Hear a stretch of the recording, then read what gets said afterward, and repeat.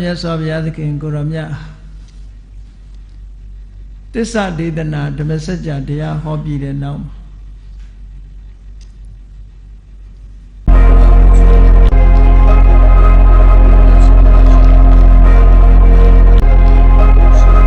ဗာရဏသီမြို့အနီးနားကဘေးမဲ့ပေးထားတဲ့ဣတိပတနတောမှာပဲပိဿဝဂီတို့နဲ့အတူတကွဆက်လက်ပြီးတော့သတင်းသုံးနေတယ်သစ္စာဒေသနာကိုဝါဆိုလပြည့်နေ့မှာဟောကြားပြီးတော့ဝါဆိုလပြည့်ကျော်တရက်နေ့မှာထိုသစ္စာဒေသနာကိုပဲဆက်လက်ရှင်းလင်းဟောကြားခြင်းဖြင့်သစ္စာလေးပါးကိုဒုတိယပိဿဝဂီဖြစ်တဲ့ပိဿဝဂီထဲမှာပါတဲ့ဒုတိယယဟန်တော်ရှင်ဝပ္ပသောတာပန်ဖြစ်သွားတယ်ဆက်ပြီးတော့မြတ်စွာဘုရားကနိလညွန်ပြဆုဆုံးမှရှင်းလင်းဟောပြတဲ့အခါမှာလပြည့်ကျော်2ရက်နေ့ကျတော့ရှင်ဗတ္တိယလပြည့်ကျော်3ရက်နေ့ကျတော့ရှင်မဟာနာမလပြည့်ကျော်4ရက်နေ့ကျတော့ရှင်အတ္တစီလို့တရက်တစ်ပါးသောတာပတ္တိမဲ့သောတာပတ္တိဖို့ကိုရပြီးတော့သောတာပန်ဖြစ်သွားကြတယ်သူတို့ရဲ့တရားတွေဟာခိုင်မာသွားပြီသစ္စာတရားနဲ့ပတ်သက်ပြီးတော့ရှင်းရှင်းလင်းလင်းသိသွားကြပြီတန်တရားဆိုတာလုံးဝမရှိကြတော့ဘူးမှားယွင်းတဲ့အယူဆဆိုတာလည်းလုံးဝမရှိကြတော့ဘူးအမြင်မှန်ပြီးတော့တန်တရားကင်းသွားကြပြီလို့ဒီလိုပြောတယ်အမြင်မှန်ပြီးတော့တန်တရားကင်းသွားကြတဲ့ပိဿဝဂီ5ပါးကိုသူတို့တဏ္ဍာမှာရှိနေသေးတဲ့ကြမ်းနေသေးတဲ့ကိလေသာတွေကုန်အောင်လို့ဆိုပြီးတော့မြတ်စွာဘုရားကဝါဆိုလပြည့်ကျော်9ရက်နေ့မှာဟောဒီအနတ္တလက္ခဏာသုတ်ကိုဆက်ပြီးတော့ဟောကြားတာဖြစ်ပါတယ်အနတ္တလက္ခဏာလို့ဆိုတဲ့ဖြင့်သုံးနာမည်ကအနတ္တလက္ခဏာလို့ဆိုတဲ့ဖြင့်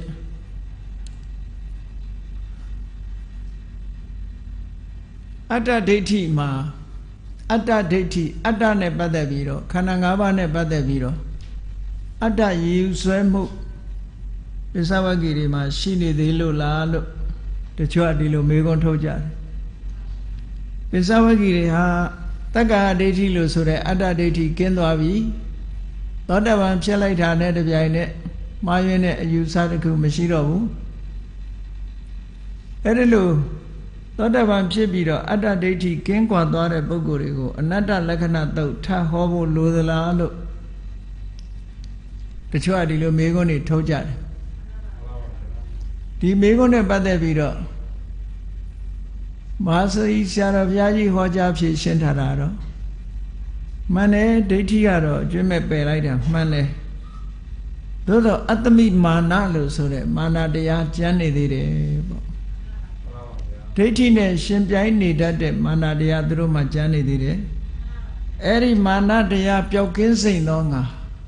အနတ္တလက္ခဏာတုတ်ကိုဆယ်ဟောတယ်လို့ဒီလိုဖြေထားတယ်နော်နောက်တနည်းအားဖြင့်ကြည့်မယ်ဆိုလို့ရှိရင်အနတ္တလက္ခဏာလို့ပြောပေမဲ့လို့အနတ္တအကြောင်းတစ်ခုတည်းကိုဟောတာမဟုတ်ဘူးမြတ်စွာဘုရားအနိစ္စရောဒုက္ခရောအနတ္တရောဝိပဿနာဉာဏ်ကိုတိုးမြင့်ပေးတဲ့သဘောဝိပဿနာဉာဏ်မပါဘဲနဲ့ဘယ်မဲ့ဘယ်ဖို့မှမရနိုင်ဘူးသောတာပတ္တိမဲ့သောတာပတ္တိဖို့ရတော့ကလည်းဝိပဿနာဉာဏ်နဲ့ပဲသွားအဲ့ဒီဝိပဿနာဉာဏ်ရဲ့အတိုင်းအတာသည်တဂရဂါမိမဲ့အနာဂါမိတဂရဂါမိမဲ့ဖို့ကိုရစေနိုင်တဲ့ဝိပဿနာရဲ့အတိုင်းတာလောက်အဆင့်မမြင့်သေးဘူးလို့ဒီလိုပြောဉာဏ်ဆိုတာကအဆင့်ဆင့်ပဲလေပို့ပြီးတော့ရင့်ကျက်ပြီးတော့ပို့ပြီးတော့ရှင်းလာတယ်ပေါ့အဲ့ဒါကြောင့်မို့လို့အနတ္တလက္ခဏာတော့လို့ဆိုပေမဲ့လို့ဝိပဿနာကျင့်စဉ်တစ်ခုကိုမြတ်စွာဘုရားထပ်ရှင်းပြောတဲ့သဘောပဲဝိပဿနာလို့ဆိုတာကိုကလက္ခဏာရာမဏိကဝိပဿနာဝိပဿနာရဲ့အာယုန်ဒီအနိစ္စဒုက္ခအနတ္တလို့ဆိုတဲ့လက္ခဏာ၃ပါးပဲ အဲ့ဒီလက္ခဏာ၃ပါးဆိုတာအနိစ္စဆိုတာဘယ်သူရဲ့လက္ခဏာလဲလို့ဆိုရင်ယုံနာခန္ဓာတို့ရဲ့လက္ခဏာပဲဒုက္ခဆိုတာဘယ်သူရဲ့လက္ခဏာလဲဆိုရင်ဟောဒီယုံနာခန္ဓာတို့ရဲ့လက္ခဏာပဲအနတ္တဆိုတာလည်းဘယ်သူရဲ့လက္ခဏာလဲဆိုရင်ယုံနာခန္ဓာတို့ရဲ့လက္ခဏာပဲလက္ခဏာရှုထောင့်ကနေပြီးတော့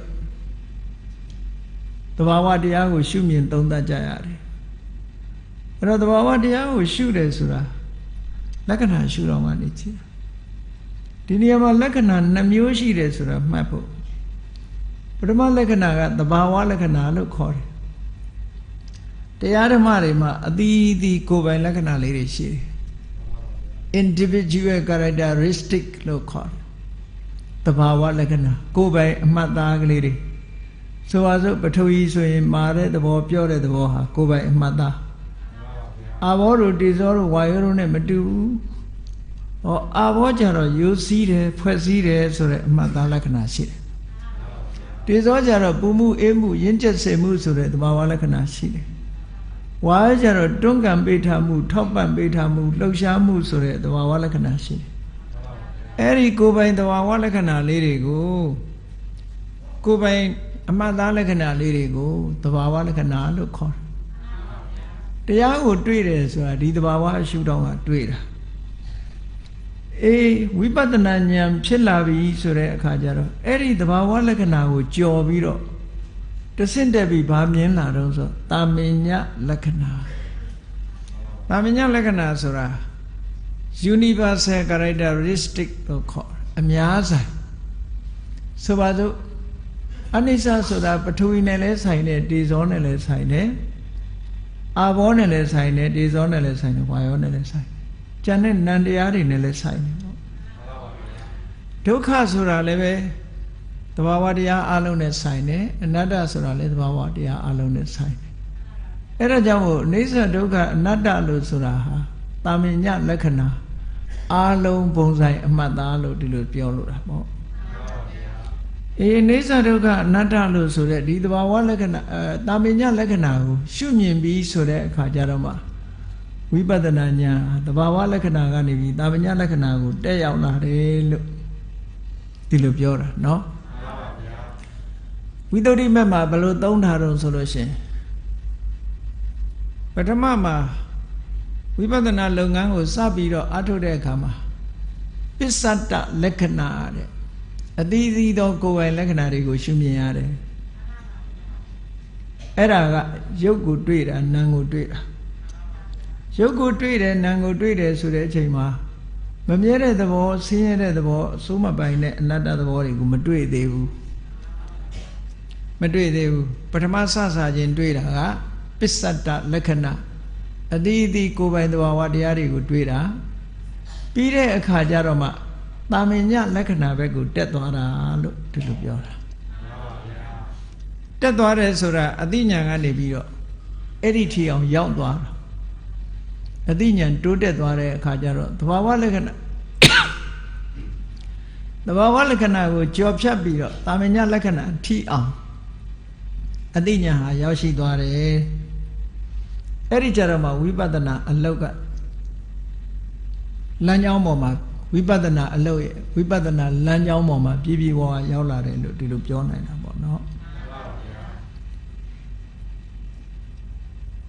ဉာဏ်စဉ်နဲ့ပြောမယ်ဆိုလို့ရှိရင်နာမရူပပရိစ္ဆေဒဉာဏ်တို့ပစ္စယပရိက္ခဉာဏ်ဆိုတဲ့ဒီဉာဏ်နှစ်ခုအဆင့်မှာကြတယ်သဘာဝလက္ခဏာကိုပဲသိသေးတယ်တာမညလက္ခဏာမသိသေးဘူးရုပ်နဲ့နာမ်ကိုသဘာဝရှုထောင့်ကပဲမြင်သေးတယ်အိဋ္ဌဒုက္ခအနတ္တမမြင်သေးဘူး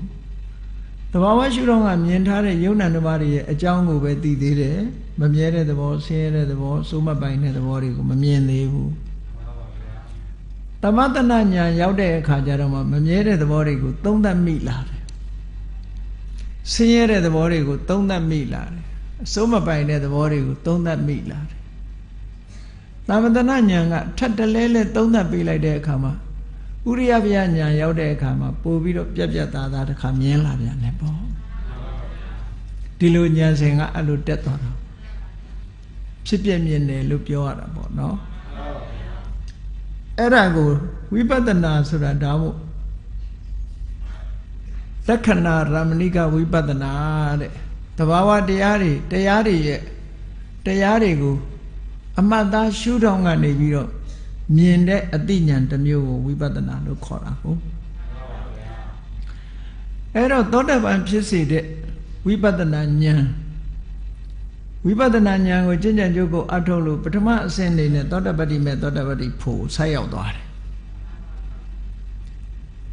အဲ့လိုဆက်ရောက်သွားတဲ့အခါမှာတဂရဂါမိမဲ့တဂရဂါမိဖို့တက်ဖို့ကြတော့ဘာလို့ရတော့ဆိုဒီဝိပဿနာလမ်းကြောင်းကပြန်လျှောက်ရတယ်ပေါ့အဲ့တော့ဒီဝိပဿနာကသောတာပတ္တိမဲ့သောတာပတ္တိဖို့ကိုရစေတတ်တဲ့ဝိပဿနာတဲ့ဖို့အဆင့်မြင့်လာပြီလို့ပြောတယ်ဆိုလိုတာပို့ပြီးတော့ရှင်းလင်းပြတ်သားလာတယ်ပေါ့တခါတဂရဂါမိမဲ့တဂရဂါမိဖို့ရပြီးတဲ့အခါအနာဂါမိမဲ့ဖို့ရဖို့ရအတွက်တခါဒီဝိပဿနာပဲအားထုတ်ရတာပဲအဲ့လိုဆက်အားထုတ်လိုက်တဲ့အခါကျတော့ပို့ပြီးတော့အသိဉာဏ်တွေဟာရှင်းလင်းပြတ်သားလာပြီးတော့အနာဂါမိမဲ့အနာဂါမိဖို့ရောက်သွားတာအနာဂါဖြစ်ပြီးတဲ့အခါမှာအနာဂါပုဂ္ဂိုလ်ရဲ့ဝိပဿနာတခါဆက်ပြီးတော့မြင့်ရသေးတယ်အဲ့လိုမြင့်လိုက်တော့မှအဲ့ဒီဝိပဿနာရဲ့အရှိန်အဟုန်နဲ့အရတ္တမဲ့အရတ္တဖို့ရပြီးတော့ကိလေသာတွေအလုံးကုန်သွားတာအဲ့တော့ပိဿဝဂီတွေကသောတာပန်အဆင့်ပဲရှိသေးတယ်ဒါကြောင့်မို့တဂရဂံအဆင့်အနာဂံအဆင့်ယဟနာအဆင့်ရောက်ဖို့ရတဲ့ဘာလို့ရမလို့ဆိုဒီဝိပဿနာအလုပ်ပဲဆက်ပြီးအားထုတ်ရမှာပေါ့အဲ့ဒါကြောင့်မို့လို့အနတ္တလက္ခဏာတုတ်ဝိပဿနာဆိုတာလက္ခဏာကိုသိမြင်တဲ့အသိဉာဏ်တစ်မျိုးပဲဒါကြောင့်မို့ဒီလက္ခဏာတွေပို့ပြီးတော့ရှင်းလင်းပြတ်သားလာအောင်မြတ်စွာဘုရားအနတ္တလက္ခဏာတုတ်ကိုထဟောတာအဲ့တော့သမညာလက္ခဏာဆိုတာအနိစ္စဒုက္ခအနတ္တလို့ဒီလို၃မျိုးပဲရှိတာအဲ့၃မျိုးကိုပဲထပ်ပြီးတော့ရှင်းဟောတယ်လို့ဒီလိုပြောရအောင်အဲ့ဒါလို့ရှင်းဟောတဲ့အခါမှာခေါင်းစဉ်တတ်ထားတာကအနတ္တလက္ခဏာလို့ဘာဖြစ်လို့တတ်တယ်လဲလို့ဆိုလို့ရှိရင်မြတ်စွာဘုရားဒီတရားတော်ကိုစတဲ့အခါမှာရူပံဘိက္ခဝေအနတ္တဆိုစကားလုံးနဲ့စလိုက်တာဘာဖြစ်လို့ဒီစကားလုံးကစတော့ဆိုအနိစ္စတို့ဒုက္ခတို့ကဖျားမပွင့်ပဲရှင်းရှင်းလင်းလင်းသိတာသေးတယ်ပေါ့အနိစ္စဆိုတာသို့တော်လည်းအစစ်မြင့်တဲ့အနိစ္စမြင်တာတော့မဟုတ်တော့ဘူးပေါ့နော်မမြဲတဲ့သဘောလေးတွေကိုဒါတမ္မာအပြင်ကြည့်မယ်ဆိုရင်ကိုယ်မျက်စိအောက်မှာပဲမမြဲဘူးဆိုတာလေးတွေကိုစဉ်းစားလို့ရလာတယ်ပေါ့နောက်ပြီးတော့အစင်မပြေဘူးဆင်းရဲတယ်ဆိုတဲ့သဘောလေးတွေလည်းစဉ်းစားလို့ရလာတယ်သို့တော့အနတ္တဆိုတာကြတော့ဒီအဆင့်ကိုရောက်ဖို့ဆိုတာအလွန်ခဲနေဒါမို့အနတ္တလက္ခဏာဆိုတာဖျားပွင့်မှသိခွင့်ရတဲ့ဟာလို့ရသော်ပြမပွင့်ခင်တော့ကဘာသာရေးလောကကြီးတစ်ခုလုံးဟာအတ္တဆိုတဲ့အစွဲပေါ်မှာယက်တည်နေကြတယ်အတ္တဆိုတဲ့အယူဆကြီးတစ်ခုကိုယူဆထားပြီးတော့ဟောဒီအတ္တနဲ့ပဲတန်တရားကိုရှင်းပြတယ်ကံကိုလည်းရှင်းပြတယ်အတ္တဆိုတဲ့အယူဆနဲ့တန်တရားနဲ့ကံကိုရှင်းပြတာတချို့ကတန်တရားတို့ကံတို့အယူဆတွေဟာဟိန္ဒူဝါဒမှာလည်းပါတော့ဘုရားတရားတော်ကအဲ့ဒီကနေပြီးတော့ကူးထားတယ်ယူထားတယ်လို့ဒီလိုထင်ကြတယ်အနှစ်သာရချင်းမတူဘူးဆိုတာကိုမစဉ်းစားမိကြဘူးပေါ့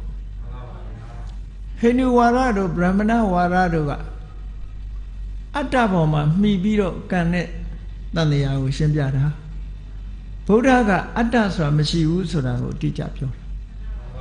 အတ္တမရှိဘဲနဲ့အတ္တပေါ်မှာအခြေမပြုဘဲနဲ့တန်တရားတို့ကံတို့ကိုရှင်းပြတာအမေဓမ္မမတူညီတဲ့အချက်ကအဲ့ဒါကံဆိုတဲ့စကားလုံးလေးတူတာနဲ့တန်တရားဆိုတဲ့စကားလုံးလေးတူတာနဲ့တူတယ်လို့ဒီလိုမအောင်မေ့လေနဲ့ပေါ့အခြေပြုတာချင်းကအလုံးကိုကွဲလဲတယ်အတ္တဆိုတာမရှိဘူးလို့တိတိပပညင်းပြီးတော့ဖြေထုတ်တာမြတ်စွာဘုရားပဲတပါးပဲရှိတယ်ဒါကြောင့်မို့လို့အနတ္တဆိုတာအရေးကြီးလို့ခေါင်းတက်ပြီးတော့ဟောလိုက်တာဒီနေရာမှာအနတ္တတရားဟောလိုက်တဲ့ဖြင့်တခြားဘာသာတွေနဲ့လုံးဝဆန့်ကျင်သွားတယ်အယူဆရေးရမှာတခြားဘာသာတွေနဲ့လုံးဝမတူဘူးဆိုတာဟာဒီ အနတ္တဆိုတဲ့စကားလုံးကနေထိုးဖော်ပြောတာနော်ဒါမြတ်စွာဘုရားရဲ့တရားတော်ကိုအနတ္တလို့ထင်ထင်ရှားရှားဟောကြားထားတာဖြစ်ပေမဲ့လို့လောကလူတွေဘာသာတရားတွေအားလုံးကအတ္တဆိုတဲ့အယူဆွဲကိုခိုင်ခိုင်မာမာကြီးဆုပ်ကင်ထားကြတယ်ဒါကြောင့်မို့အနတ္တဆိုတာကိုလက်မခံဘူးတချို့တော်တော်များများအနတ္တဆိုတာကိုလက်မခံအနောက်တိုင်းကဘုရားကျမ်းစာနဲ့ပတ်သက်ပြီးတော့စာအုပ်တွေများများစွာရေးတဲ့ Miss Rice David တို့ဆိုတာအတ္တအယူဆွဲကိုမြဲမြဲဆွဲထားတဲ့အမျိုးသမီးကြီးပဲအတ္တအဆွဲကိုမြဲမြဲဆွဲထားပြီးတော့သူတို့ကဘာပြောတော့ဆိုအနတ္တလက္ခဏာသုတ်ဆိုတာဘုရားဟောတာမဟုတ်ဘူးပေါ့ယဟန်တွေကတီထွင်ထားတာလို့ဆိုပြီးတော့သူတို့ထင်မြင်ယူဆချက်တွေကိုဒီလိုရေးတယ်သူကဘာထောက်ထားပြတော့ဆိုအတ္တဟိအတ္တနောနာထောဆိုတဲ့စကားကိုထောက်ထားပြမြတ်စွာဘုရားဟောတယ်တဲ့အတ္တဟိအတ္တနောနာထောကဲအတ္တဟိအတ္တနောနာထောကြတော့ဘုရားဟောလို့သူဘာလို့ပြောတာတော့အခုပြောတဲ့အနတ္တလက္ခဏာတော့ကြတော့ဘုရားဟောမဟုတ်ဘူးနောက်မှလို့သူဘာထောက်ထားပြောမှလဲအလုံးက2500တုန်းကဟာတွေကြီးပဲအကုန်လုံးအဲ့တော့ကိုထင်ရကိုရေးတဲ့သဘောပဲဒါအထောက်ထားမှမရှိတာပဲအထောက်ထားမရှိလို့မယုံဘူးဆိုလို့ရှိရင်အနတ္တလက္ခဏာတော့ကိုမယုံရင်အတ္တဟိအတ္တနောနာထောဆိုတဲ့ခါထားလဲမယုံနဲ့လေဘာဖြစ်လို့တော့ဆို2500ကဟောခဲ့တဲ့တရားကြီးပဲလေကောအဲ့တော့ကိုယ်အကြိုက်ကလေးနဲ့တွေ့ရင်တော့ဘုရားဟောကိုယ်အကြိုက်နဲ့မတွေ့ရင်ဘုရားဟောမဟုတ်ဘူးဆိုတဲ့ဒီစကားတွေဒီလိုပြောဆိုချက်တွေဟာအလွန်တတိထားရမယ့်အချက်တွေပဲပေါ့ဗုဒ္ဓဝါဒဗုဒ္ဓဇင်းလို့နာမည်တက်ပြီးတော့မိမိရဲ့အယူအဆတွေကိုထည့်ပြီးတော့ရေးနေတာဟာအလွန်အန္တရာယ်များတယ်ပေါ့ဗုဒ္ဓဇင်းလို့ရေးမယ်ဆိုင်ဟုတ်လားငါဝါဒလို့ရေးတာပိုကောင်းနေတယ်ပေါ့ဘာဖြစ်လို့တော့ဆိုရင်ကိုယ်ဝါဒကိုပြောလေရှင်းရှင်းဘုရားဟောတာမဟုတ်ဘူးကိုယ်ဝါဒကိုဘုရားဟောလို့ဆိုတဲ့ဆိုင်းဘုတ်တတ်တာတော့မကောင်းဘူးပေါ့အတ္တဟိအတ္တနောနာထောကိုမြတ်စွာဘုရားရဲ့အဓိပ္ပာယ်မှန်ကအေးမိမိဒီသာလဲမိမိရဲ့ကိုယ်ွယ်ရာလို့ဆိုတဲ့ဒီသမုဒိသစ္စာရှုထောင့်ကနေပြောတဲ့စကားကိုပရမတ္ထရှုထောင့်ကနေကြည့်ပြီးတော့ तू ကဘာပြောတော့ဟိန္ဒူဝါဒနဲ့ဇတ်သွင်းတက်လိုက်တယ်အတ္တဟိအတ္တနောနာထောအတ္တ universal ဆိုကြီးဟာအတ္တနော individual ဆိုရဲ့နာထောကိုယ်ွယ်အားထားရာဖရာကြီးပဲလို့ဒီလိုဖတ်တာပြန်အတ္တနှမျိုးရှိတာကိုဟိန္ဒူဝါဒမှာပရမတ္တဆိုတာတစ်ခုအတ္တမဆိုတာတစ်ခုနော်ဇီဝအတ္တမဇီဝအတ္တမပရတ္တမဆိုတာဘာလို့ပြောတာထာဝရဘုရားကြီးကိုပြောတာအဲ့ဒီထာဝရဘုရားဆိုတဲ့ဆိုးလို့ရေးတဲ့အခါကျတော့ capital letter နဲ့ရေးရတယ်ဆိုးဒါမှမဟုတ် God ကိုဘယ်တော့မှဆို capital letter နဲ့ပဲရေးတယ်ကြီးမြတ်တယ်ဆိုတဲ့အဓိပ္ပာယ်ပေါ့နော်အဲ့ဒီ universal soul ဆိုတဲ့စကားလုံးကိုလည်းပဲသူက capital letter နဲ့ရေးတာအဲ့ဒါဟာပရမတ္တမဖန်ဆင်းရှင်ကြီးကိုရည်ညွှန်းတာအဲ့ဒီပရမတ္တမကနေပြီးတော့ဖန်ဆင်းလိုက်တဲ့အခါကျတော့မှလူတွေနတ်တွေအလုံးတ attva တွေရဲ့တဏ္ဍာမှာရှိတဲ့အတ္တလေးကဒါ individual soul လို့ခေါ်တယ်အသီးသီးအတ္တကလေးတွေရှိကြတယ်အဲ့ဒီမှာအတ္တဆိုတဲ့ဖန်ဆင်းရှင်ဆိုးကြီးကနေပြီးတော့ဆိုးကြီးဟာတဲ့အတ္တနောခုနက individual soul လို့ခေါ်တဲ့အသီးသီးမှရှိတဲ့အတ္တလေးတွေရဲ့နာထောကိုးကွယ်ရာအရှင်သခင်ကြီးပဲလို့ဒီလိုအဓိပ္ပာယ်ဖွင့်ဆိုတာနော်အလုံးပုံပြပန်းပြဖြစ်အောင်မြတ်စွာဘုရားစကားလုံးတွေအဓိပ္ပာယ်ကိုဖြည့်ဆည်းပြတာဒါတွေလည်းတတိထားဖို့တော့ကောင်းတာပေါ့နော်အေးဘယ်သူတွေမှားကိုမမှားမိဖို့တော့အရေးကြီးတာပေါ့ကောင်းပြီအနတ္တလက္ခဏာသုံးနဲ့ပတ်သက်ပြီးတော့သူတို့က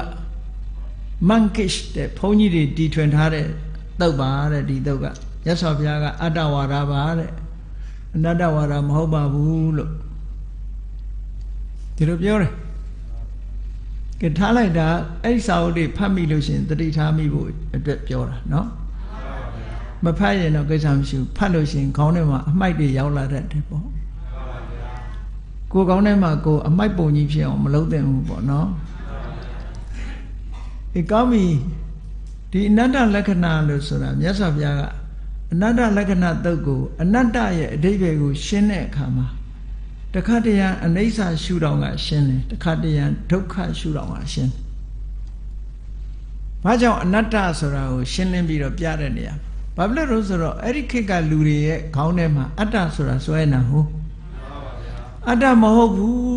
အနတ္တ negative နဲ့အတ္တကိုညှင်းပယ်တယ် reject လုပ်တယ်ဆိုတဲ့စကားလုံးနဲ့ပြောခြင်းပြီဆိုတဲ့အခါမှာဘာရှုထောင့်ကနေဘုရားပြတော့ဆိုအနိစ္စရှုထောင့်ကပြတယ်ဒုက္ခရှုထောင့်ကပြတယ်အဲ့ဒီမှာကြည့်မြတ်စွာဘုရားကစပြီးတော့ပိဿဝဂ္ဂီတွေကိုအတ္တမဟုတ်ဘူးဆိုတာကိုဘယ်လိုရှင်းပြခန္ဓာ၅ပါးနဲ့ပတ်သက်လာပြီးတော့ရူပံဘိက္ခဝေအနတ္တစကားလုံးလေးအစားယဟန်တို့ရုပ်တရားဟာအတ္တမဟုတ်ဘူးရုပ်တရားဟာအနတ္တအိန္ဒိယနိုင်ငံမှာထွန်းကားနေတဲ့သူတို့ရဲ့အတွေးအခေါ်အတ္တမဟုတ်ဘူးဒါဖြင့်အတ္တဆိုတာဘာကိုပြောတာတုံးလို့ဆိုလို့ရှိရင်အတ္တနဲ့ပတ်သက်ပြီးတော့အလွန်ကျယ်ပြန့်တယ်သူတို့ကအမျိုးမျိုးတွေးခေါ်ပြီးတော့ပြောကြတယ်အဲ့တော့သိတာယုံပြောမယ်ဆိုလို့ရှိရင်အတ္တဆိုတာခန္ဓာကိုယ်ကြီးကိုကြီးစိုးနေတဲ့အရာခန္ဓာကိုယ်ကြီးကိုအုပ်စိုးနေတဲ့အရာကိုအတ္တလို့ခေါ်တယ်နော်ခန္ဓာကိုယ်ကြီးကိုဘယ်သူကအုပ်စိုးနေတော့ဆိုဒီအတ္တကစိတ်ကအုပ်စိုးနေတယ်ဆိုရင်စိတ်ကိုအတ္တပဲသူက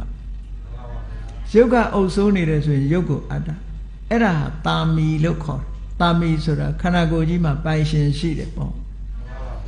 အဲ့ဒီပိုင်ရှင်လေးဟာဘာနဲ့အလားတူတူတော့ဆိုရင်မြန်မာလူမျိုးတွေဒီပြောတဲ့စကားလို့လူသေးသွားတဲ့အခါကျတော့လက်ပြလေးဝိညာဉ်ကောင်လေးကထွက်သွားပြီးတော့နောက်ဘဝမှာကူးသွားတယ်ဘဝကူးသွားတယ်ဆိုတဲ့စကားမျိုးဟာအပြောတတ်တဲ့မဟုတ်ဘဲနဲ့တကယ်ကို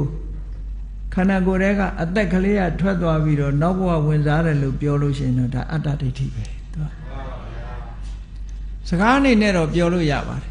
စကားအနေနဲ့ပြောလို့ရတယ်မြတ်စွာဘုရားလည်းစကားအနေနဲ့တော့သုံးတာပဲသမုဒိသစ္စာပိုင်းကပြောလို့ရတယ်နော်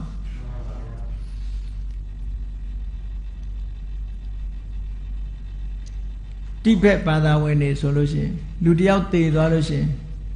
အဲ့ဒီဆိုသို့မဟုတ် spirit အသက်ကလေးကလက်ပြလေးကဝိညာဉ်ကောင်လေးက49ရက်ဘဝကူးဖို့ရအတွက်အချိန်စောင့်နေရ waiting list ပေါ့နောက်ဘဝအတွက်သူသွားဖို့ရစင်မသိသေးလို့နော်လေလက်မှတ်ဝယ်ရတာဒါ waiting list မဟုတ်ဘူးဘဝကူးဖို့လည်းသူတို့ waiting list နဲ့ထားတာ49ရက်ဗမာတွေကြတော့အိမ်မော်က9ရက်မဆင်းဘူးဆိုတာလဲဒါလဲ waiting list နဲ့တူတယ်ကြာအေးသေသွားလို့ရှိရင်ကလေးအမေတွေဘာတွေများသေလို့ရှိရင်လက်ပြခွဲရတာနဲ့ဘာနဲ့လှုပ်သေးတာဘယ်ကလက်ပြမှန်းလည်းမသိဘူးเนาะအဲ့ဒီအယူဆွဲလေးတွေကရှေးကလေးကလာနေတာဘုရားတရားတော်ရဆိုလို့ရှိရင်အခုသေအခုဘဝဆိုတာရောက်သွားပြီဘဝအတိတ်တစ်ခုရောက်သွားအေးအိမ်မော်မှာ6ချက်လုံနေတယ်အယောင်ပြနေတယ်ဆိုရင်တော့အဲ့ဒီပုံမှာပြိတ္တာဖြစ်နေတာပဲအဲ့ဒါလည်းဘဝတစ်ခုပဲပေါ့အဲ့ဒါကြတော့လူတွေကဘာပြောတော့မကျွတ်သေးဘူးတဲ့ကိုကလည်းကျွတ်တာမှန်ကိုလည်းမကျွတ်ဘူးเนาะအေးအဲ့ဒါလို့ဘဝတစ်ခုရောက်သွားတာပဲအမှန်ဒီဘဝဆုံးတတ်တာနဲ့နောက်ဘဝတစ်ခုကစောင့်เสียမလို့ချက်ချင်းရောက်သွားတာဒီနေရာမှာအတ္တဆိုတာသူတို့ကဘာပြောတော့ဆိုခန္ဓာကိုယ်ထဲမှာပိုင်ရှင်ရှိတယ်ပိုင်ရှင်ဆိုတာအိမ်မှာပိုင်ရှင်ရှိတယ်လို့ပဲခန္ဓာကိုယ်ကြီးကိုလည်းပိုင်တဲ့လူရှိတယ်ပေါ့အဲ့ဒီပိုင်တဲ့လူကဒီခန္ဓာကိုယ်ကြီးဟောင်းရင်ပြက်သွားပြီးတော့နောက်ခန္ဓာကိုယ်တစ်ခုစီရောက်သွားတယ်လို့ဒီလိုတွေးတဲ့အတွေးတွေပါအဲ့ဒါကိုတာမီလို့ခေါ်တယ်နောက်နိဝတိခန္ဓာကိုယ်ထဲမှာအမြဲရှိနေတယ်အဲ့နေလဲရှိတာပဲဘယ်ချိန်မှဆိုသူအမြဲရှိနေခန္ဓာကိုယ်ရဲ့အိမ်ရှင်ဆိုပြီးတော့အမြဲနေထိုင်သူဖြစ်အတ္တကိုရည်ညွှန်းပြီးတော့ပြောကြတယ်နောက်တစ်ခါဘာပြောတော့ဆိုကာရက လှုပ်เสียတွေလှုပ်တယ်ထမင်းစားတာဘယ်သူကစားအဲ့ဒီအတ္တလေးကစားတယ်လီဗီရှင်းကြည့်တာဘယ်သူကြည့်အတ္တကကြည့်တာပဲနော်အတ္တကကြည့်တာဝါရီယာပြောတာတွေလုပ်ငန်းကင်တာတွေလှုပ်တာဘယ်သူကလှုပ်တော့အတ္တကပဲလှုပ်တယ်အလုံးလုံးနေတာ तू လုံးနေတာလို့ပြောသူကမျက်စိကိုအသုံးချတယ်နားကိုအသုံးချတယ်နှာခေါင်းကိုအသုံးချတယ်လျှာကိုအသုံးချတယ်လှုပ်တာက तू တဲ့ဟောအဲ့ဒါကိုကာရကလို့ခေါ်တယ်တနည်းအားဖြင့်ကံတရားတွေကိုလှုပ်သူလို့ဒီလိုအဓိပ္ပာယ်ရဝေဒကဆိုတာအဲ့ဒီလှုပ်ထားတဲ့အကျိုးကိုခံစားသူကလည်းပဲ तू ပဲဝေဒကအဲ့တော့ခံစားသူလှုပ်သူဆိုတာတကယ်ရောရှိသလားလို့ဆိုတော့မြတ်စွာဘုရားတရားတော်ရာကမ္မတ္တကာရကောနတ္ထိအလုတ်တစ်ခုကိုလှုပ်တဲ့လူဆိုတာမရှိဘူးကံကိုလှုပ်တဲ့ပုဂ္ဂိုလ်မရှိဘူးအတ္တဆိုတာမရှိဘူးအကြောင်းတရားပေါ်တာကိုပဲလှုပ်တယ်လို့ပြောတာတဲ့ဝိပါကတ္တသဝေရကောအကျိုးကိုခံစားရတယ်ဆိုတဲ့ခံစားတဲ့အတ္တဆိုတာလည်းမရှိဘူးအကျိုးတရားဖြစ်ပေါ်မှုသာဖြစ်တယ်သုဒ္ဓဓမ္မပဝတ္တန္တိဧဝိတံသမ္မတ္တတနာတဘာဝတရားတက်တက်ဖြစ်နေတာမျှတာဖြစ်တယ်လို့ဒီလိုမြင်မှတကယ်ကိုသမ္မာဒသနာမှန်ကန်တဲ့အမြင်လို့ဒီလိုပြောတာနော်အဲ့ဒါကြောင့်မို့ကာရကဆိုတာလည်းမရှိဘူးဝေဒကဆိုတဲ့ခံစားသူလည်းမရှိဘူးအဋိဋ္ဌာယကစီမံဆောင်ရွက်တယ်ဆိုတဲ့ပုဂ္ဂိုလ်လည်းမရှိဘူးတဲ့တကယ်ကတော့ယုံနာဓမ္မယုံနဲ့နာနှစ်ခုဟာပေါင်းစပ်လာလို့ energy ဖြစ်လာတာဖြစ်လာပြီးတော့စကားပြောတယ်အဲ့ဒါဘယ်လောက်ထင်ရှားတော့ဆိုလို့ရှိရင် robot ဆိုတဲ့စက်ရုပ်ကလေးကိုကြည့်ပေါ့ robot ဆိုတဲ့စက်ရုပ်ထဲမှာဘက်ထရီထည့်ထားပြီးတော့လိုအပ်တဲ့အချက်လက်တွေအကုန်ပြည့်စုံထည့်ရင်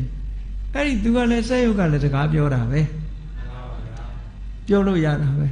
လှုပ်တယ်ကိုင်းတယ်သွားတယ်လာတယ်စကားပြောတယ်နှုတ်ဆက်တယ်ဒီလိုကိုဘုန်းကြီးတို့အမေရိကန်သွားတော့ကကာလီဖိုးနီးယားပြည်နယ်မှာဆိုင်တစ်ခုကိုဝင်သွားလိုက်တဲ့အခါကျတော့အဲ့ဆိုင်ဝမှာဝင်ချင်းလူကြီးတယောက်ရက်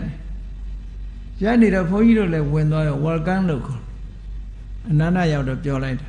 နောက်ပဲလူဟုတ်မလို့စက်ရုပ်ကြီးကပြောဒီလိုဟာမျိုးကရှိသေးတာနော်အဲ့တော့ဒါဖြင့်စက်ရုပ်ကပြောနေစက်ရုပ်ထဲမှာဘာရှိတုံးလို့ကဲဖြတ်ကြည့်လိုက်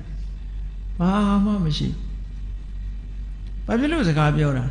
စီမံဖန်တီးထားတာတခုပေါင်းစပ်လိုက်လို့ energy ဖြစ်တာလေကြည့်နိုင်လေးကလည်းစကားပြောတာခုခေတ်မှာဆိုရင် talking cloud စကားပြောနေအချိန်ကြရဲ့စကားပြောနေအဲ့ဒီသဘောပဲဘုန်းကြီးတို့တဏ္ဍာမှာယုံနဲ့နံနဲ့ပေါင်းစပ်လိုက်တဲ့အခါကျစကားလည်းပြောတယ်စားတာတွေလည်းစားတယ်သွားလည်းသွားတယ်လှုပ်လည်းလှုပ်တယ်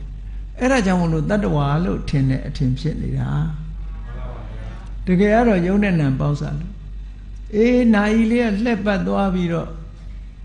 နိုင်အချိန်ကြတဲ့အခါမှာ तू ကပြောနေတယ်ဘယ်နှနာရီဆိုတာကိုပြောနေတယ်ဒါဖြင့်ဒီထဲကဘာကောင်ကပြောနေတာတုံးလို့ဆိုပြီးတော့ဖြတ်ချီတွေ့မလားအကောင်အေးအဲ့ဒါလိုပဲဘုန်းကြီးတို့တဏ္ဍာခန္ဓာကိုယ်ထဲမှာတကယ်လေးလာစူးစိုက်ကြည့်လိုက်လို့ရှင်အကောင်ဆိုတာတွေ့မှာမဟုတ်ဘူးတဲ့အတ္တဆိုတာတွေ့မှာမဟုတ်စီမံဖန်ဆင်းတတ်တဲ့ပုဂ္ဂိုလ်ဆိုတာတွေ့တာမဟုတ်ဘူးအလုံးအချိုးချပေါင်းစပ်လိုက်တဲ့အခါမှာ energy ဖြစ်လာပြီးတော့စကားပြောတာတွေဘာတွေဒါတွေပေါ်လာတာတဲ့အဲ့ဒါလို့မြင်ဖို့လိုအပ်တယ်လို့ပြောတာနော်အဲ့တော့ဘုန်းကြီးတို့တွေရဲ့ခန္ဓာကိုယ်ထဲမှာဘယ်လိုပဲစကားပြောဘယ်လိုပဲရီဘယ်လိုပဲငုံဘာတွေပဲလုံနေဒီထဲမှာအတ္တဆိုတာမရှိလို့တုံညလို့ပြောတာစကားပြောသူဆိုတာမရှိဘူးငိုသူဆိုတာမရှိဘူးရဲသူဆိုတာမရှိဘူးအလုံးလုံးသူဆိုတာမရှိဘူးတကယ်တော့ယုံနဲ့နာနှစ်ခုပေါင်းစပ်ပြီးတော့ဒါဖြစ်သွားတာတဲ့အဲ့ဒါကြောင့်မို့လို့ခန္ဓာကိုယ်ထဲမှာဖြတ်ပြီးတော့ရှာကြည့်မယ်ဆိုရင်ဒါတွေ့မှာမဟုတ်ဘူးစက်ရုပ်ထဲကိုဖြတ်ပြီးတော့စက်ရုပ်ကိုဖြတ်ရှာသလို talking cloud ကိုဖြတ်ပြီးတော့ရှာသလိုပဲဘာမှတွေ့မှာမဟုတ်ဘူးတဲ့သူ့ရဲ့သဘာဝတွေပဲသွားတွေ့မယ်တဲ့စကားပြောသူရှာတွေ့မှာမဟုတ်ဘူးအဲ့ဒါကြောင့်မို့လို့တုံညဆိုတဲ့အဓိပ္ပာယ်နဲ့အနတ္တကိုရှင်းနေပေါ့အေးကောင်းပြီအနတ္တလက္ခဏာတော့မှာမြတ်စွာဘုရားကအနတ္တကိုဘာရှုထောင့်ကဟောတယ်လဲဆိုရင်ဒုက္ခရှုထောင့်ကဟောတယ်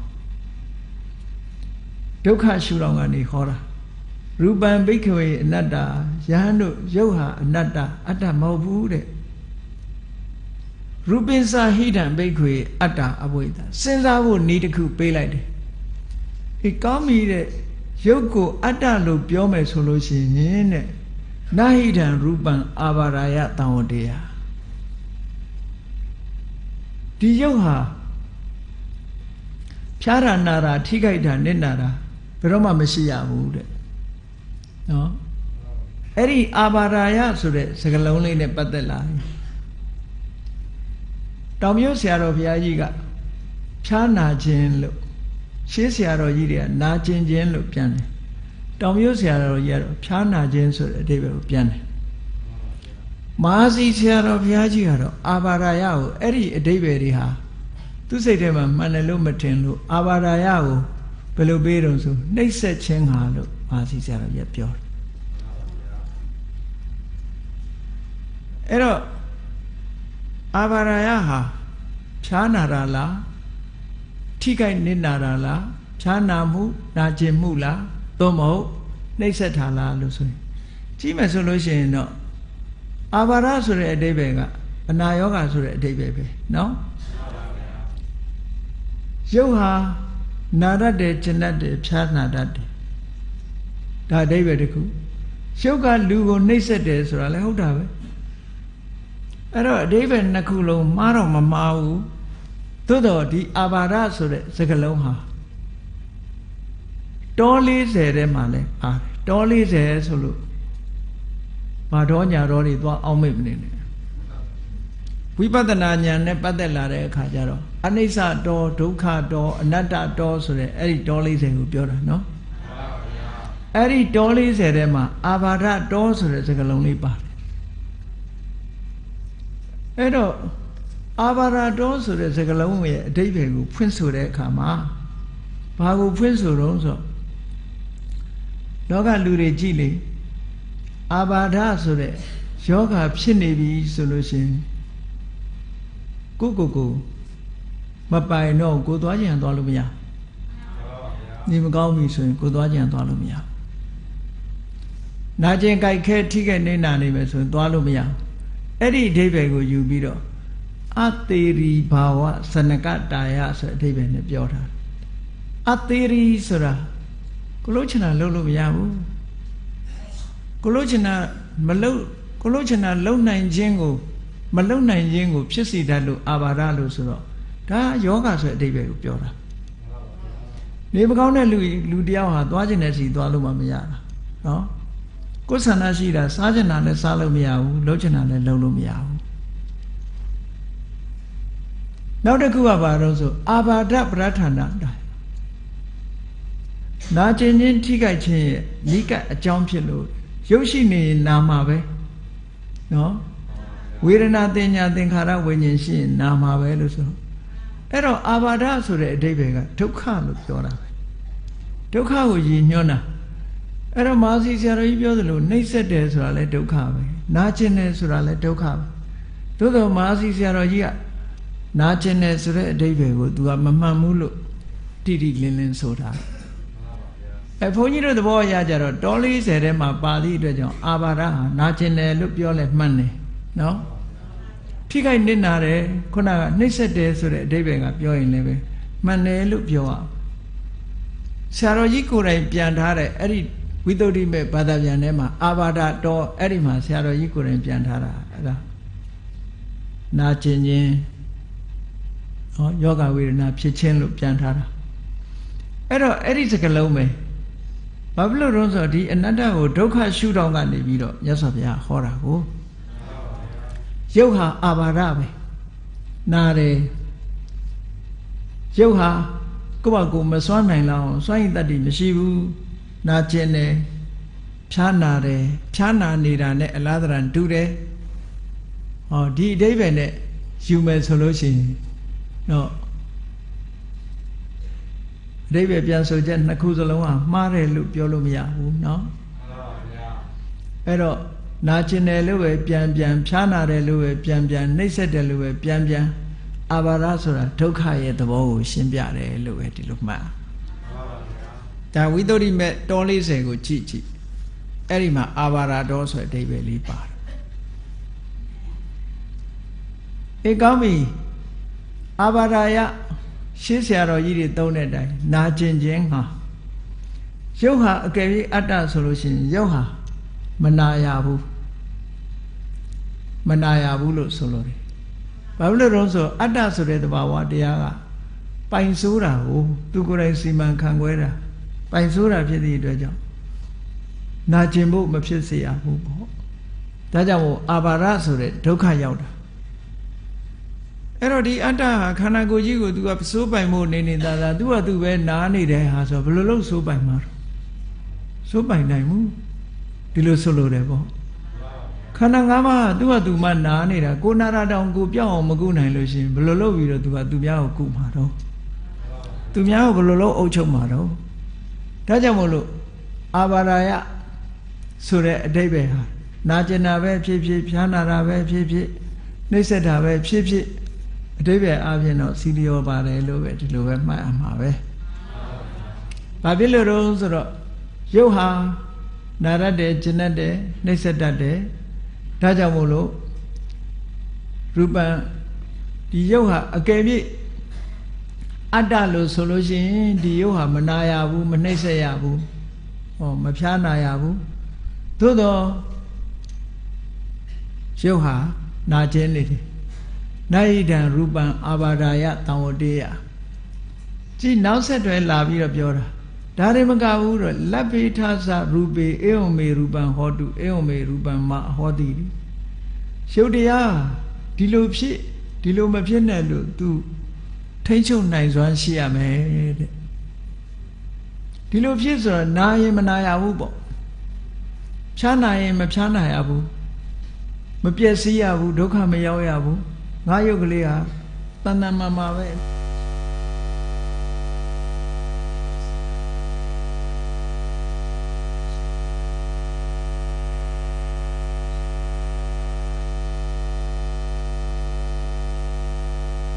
ဒုက္ခရှုတော့မယ်ရုပ်ဟာနာရတဲ့ကျင်တတ်တယ်နာရကျင်တတ်ရုံမကဘူးမနာအောင်လုပ်လို့လည်းမရဘူးလို့ဒီလိုပြောတာเนาะမနာအောင်လုပ်လို့လည်းမရဘူးငါရုပ်လေးဟာတဏ္ဍမာမှာဖြစ်စေမနာစေနဲ့ဒီလိုမဖြစ်ရဘူးဒီလိုဖြစ်ရမယ်လို့စီမံခန့်ခွဲလို့ရမလားလို့ဆိုမရဘူးတဲ့အဲ့ဒါဒုက္ခရှုထောင့်ကနေအနတ္တကိုပြောတာဟောရူပံဘိက္ခဝေအနတ္တရူပင်္စဟိတံဘိက္ခဝေအတ္တအဘဝိတနာယိတံရူပအာဘာရာယတံဝတေယလဗ္ဗေထသရူပေဧဝမေရူပံဟောတုဧဝမေရူပံမဟောတိတိယတမသခောဘိက္ခဝေရူပံအနတ္တရုပ်ဟာအနတ္တတဲ့တတ္တမအာဘာရာယတံဝတတိဒါကြောင့်မို့လို့ရုပ်ဟာနာတယ်နှိမ့်ဆက်တယ်နသလဗ္ဗတိရူပေဧဝမေရူပံဟောတုဧဝမေရူပံမဟောတိရုပ်ကလေးကိုကိုယ်ဆန္ဒအတိုင်းဖြစ်အောင်လုပ်လို့လည်းမရဘူးပြုပြင်ပြောင်းလဲလို့လည်းမရဘူးဒါကြောင့်မို့လို့အနတ္တလို့ဒီလိုပြောတာတဲ့ဒါဒုက္ခရှုထောင့်ကနေမြတ်စွာဘုရားကဟောတဲ့အနတ္တပဲထို့တူပဲဝေဒနာကိုလည်းပဲဒီတိုင်းဟောတယ်ဝေဒနာအနတ္တဝေဒနာဆိုတာအလုံးသိကြတဲ့အတိုင်းစိတ်ရဲ့ခံစားမှုလေးတစ်မျိုးပဲစိတ်ထဲမှာဖြစ်ပေါ်လာတဲ့ပျော်ရွှင်ခြင်းဟာလည်းခံစားတာပဲဝမ်းနေတာဟာလည်းခံစားတာပဲချမ်းသာတာလည်းခံစားတာပဲဆင်းရဲတာလည်းခံစားတာပဲချမ်းသာမှုလည်းမဟုတ်ဘူးဆင်းရဲမှုလည်းမဟုတ်ဘူးဆိုတာလည်းခံစားတာပဲအဲ့ဒီခံစားမှုဝေဒနာတွေဟာလည်းပဲအတ္တမဟုတ်ပါဘူးတဲ့ဘာဖြစ်လို့တော့ဆိုရင်ဝေဒနာဒီတိုင်းတည်မြဲနေတာမှမဟုတ်ဘဲနဲ့ဝေဒနာဟာလည်းထိခိုက်နေတာပျက်စီးတတ်တဲ့သဘောတရားကြီးပဲတဲ့အဲ့ဒီဝေဒနာကိုပါလဲထိန်းချုပ်လို့ရလာလို့ဆိုမရဘူးကိုဖြစ်ချင်တဲ့အတိုင်းဖြစ်လို့မရဘူးဒါကြောင့်မို့လို့အနတ္တတင်ညာဆိုတာကိုကြည့်အောင်တင်ညာအနတ္တလူရဲ့စိတ်ထဲမှာအာယုတစ်ခုကိုမြင်လိုက်တာနဲ့တပြိုင်နက်မှတ်ပြီးသားဖြစ်နေတယ်အမှတ်တင်ညာကောင်းပြီဆိုလို့ရှိရင်ဒီလူကမှတ်မိလာလို့ရှိရင်အော်ဒီလူကအမှတ်တင်ညာကောင်းလိုက်တာနဲ့ပြောကြတာအာယုန်တစ်ခုမြင်လိုက်တာနဲ့တပြိုင်နက်မှတ်တယ်အဲ့ဒီမှတ်မှုတင်ညာဟာလည်းပဲအတ္တမဟုတ်ဘူးတဲ့ဘာဖြစ်လို့လဲဆိုအဲ့ဒီတင်ညာလေးကဒီတိုင်းနေတာမဟုတ်ဘူး သူကလည်းအာဘာဒဒုက္ခရောက်နေတယ်နှိမ့်ဆက်ခံနေရတယ်နှိမ့်ဆက်နေတယ်သူကိုယ်တိုင်ကလည်းအနှိမ့်ဆက်ခံရတယ်ဘာကြောင့်နှိမ့်ဆက်ခံနေရတော့ဆိုလို့ရှင်ဖြစ်ပြီးလာတယ်လို့ရှင်သူကမြဲနေတာမဟုတ်ပြတ်သွားဒါအနှိမ့်ဆက်ခံရတာပဲပေါ့နောက်အဲ့ဒီတင်ညာကိုလည်းပဲကိုဖြစ်ချင်တဲ့အတိုင်းဖြစ်အောင်လုပ်လို့မရဘူးတဲ့သူကသူလည်းစွမ်းဆောင်နိုင်မှုမရှိဘူးဒါကြောင့်မို့လို့တင်ညာဟာအနတ္တဟောသင်္ခါရဆိုတဲ့သဘာဝတရားတွေကိုကြည့်လိုက်မယ်တွေးတာကြံတာတို့စိတ်ဆောတာတို့ကြံတဲ့သဘာဝတရားတွေအားလုံးဟာလေစေတသိက်တွေအားလုံးဟာလေအနတ္တပဲဘာဖြစ်လို့တော့ဆိုတော့သူတို့လည်းမြဲနေတာမဟုတ်ဘူးချစ်မှုပြတ်မှုတွေကအနှိမ့်ဆက်ခံနေရတာပဲသူတို့ကလည်းနှိမ့်ဆက်တယ်သူတို့လည်းအနှိမ့်ဆက်ခံနေရတယ်အကယ်၍အတ္တဆိုရင်အနှိမ့်ဆက်မခံရဘူးပေါ့အေးအနှိမ့်ဆက်မခံရဘူးဆိုမှအတ္တအခုတော့အနှိမ့်ဆက်ခံနေရတဲ့အတွက်ကြောင့်အတ္တမဟုတ်ဘူးသူတို့ကိုယ်တိုင်ကိုလည်းဖြစ်ချင်တဲ့အတိုင်းဖြစ်နိုင်ခွင့်မရှိကြဘူးဒါကြောင့်မို့လို့သင်္ခါရဟာလည်းအနတ္တပဲဟောအသိစိတ်ဆိုတဲ့ဝိညာဉ်လေးကိုပဲကြည့်အောင်ဝိညာဏအနတ္တဝိညာဏဟာလည်းအတ္တမဟုတ်ဘူးတဲ့ဘာဖြစ်လို့တော့ဆိုကြည့်ဝိညာဏဟာလည်းပဲအနှိမ့်ဆက်ခံနေရဘာအနှိမ့်ဆက်တာလဲဖြစ်ပြီးပြက်တာအနှိမ့်ဆက်နေတာပဲပေါ့သူကိုယ်တိုင်ကအနှိမ့်ဆက်ခံနေရတဲ့အာဘာဒအဲ့ဒါလို့အနှိမ့်ဆက်ခံနေရတဲ့ယုံနေမကဘူးကိုဖြစ်ချင်တဲ့အတိုင်းဒီဝိညာဉ်လေးဟာဖြစ်ခွင့်မရှိဘူးဒါကြောင့်မို့လို့အနတ္တပဲလို့မြတ်စွာ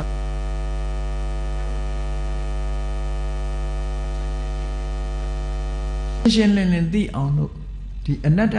ဒုက္ခရှုထောင့်ကနေပြီးတော့အနတ္တကိုရှင်းပြနေတာเนาะအနတ္တကိုရှင်းပြနေတာအဲ့ဒါလို့ရှင်းပြပြီးတဲ့အခါကျတော့မြတ်စွာဘုရားက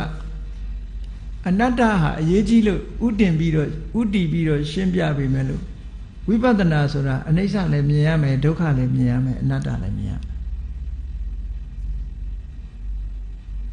သုံးမျိုးလုံးမြင်မှပြည့်စုံတယ်နော်သုံးမျိုးလုံးမြင်မှပြည့်စုံဒါကြောင့်မလို့မေခွန်းတွေထုတ်တယ်မေခွန်းထုတ်တာကိုဖြေတယ်ဆိုတာသင်ထားတဲ့အတိုင်းဖြေတာမဟုတ်ဘူးသူတို့အလေးနဲ့စဉ်းစားပြီးတော့မှတကယ်သဘောကျလို့ဖြေတဲ့အဖြေနော်တန်ကိမ္မညထဘိက္ခဝေကဲငါမေးမယ်မေခွန်းတစ်ခုဘယ်လိုယူဆကြသလဲဘယ်လိုပြောကြမလဲရူပံနေဆံဝါအနိစ္စဝါရုပ်တရားဟာနေဆာလားအနိစ္စလားဆိုတော့သူတို့စဉ်းစားတဲ့အလေးနဲ့စဉ်းစားပြီးသိလို့ဖြေတဲ့အဖြေအနိစ္စပါဗျာအနိစ္စဗန္တိလို့ဒီလိုဖြေတာနော်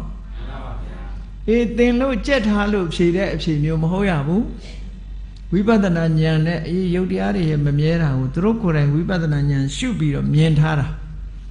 အဲ့ဒါကြောင့်မို့လို့သူတို့စိတ်ထဲမှာမြဲတဲ့ရုပ်ဆိုတာဘယ်မှရှာမတွေ့ဘူးရှာမတွေ့သည့်အတွက်ကြောင့်ဟုတ်တဝါအဘာဝမဖြစ်ခင်ကလည်းရှိနေတာမဟုတ်ဘူးဖြစ်ပြီးတဲ့နောက်မှလည်းပဲတဏှာမှာစုဝေးတည်ရှိနေတာမဟုတ်ဘူးဟုတ်တဝါ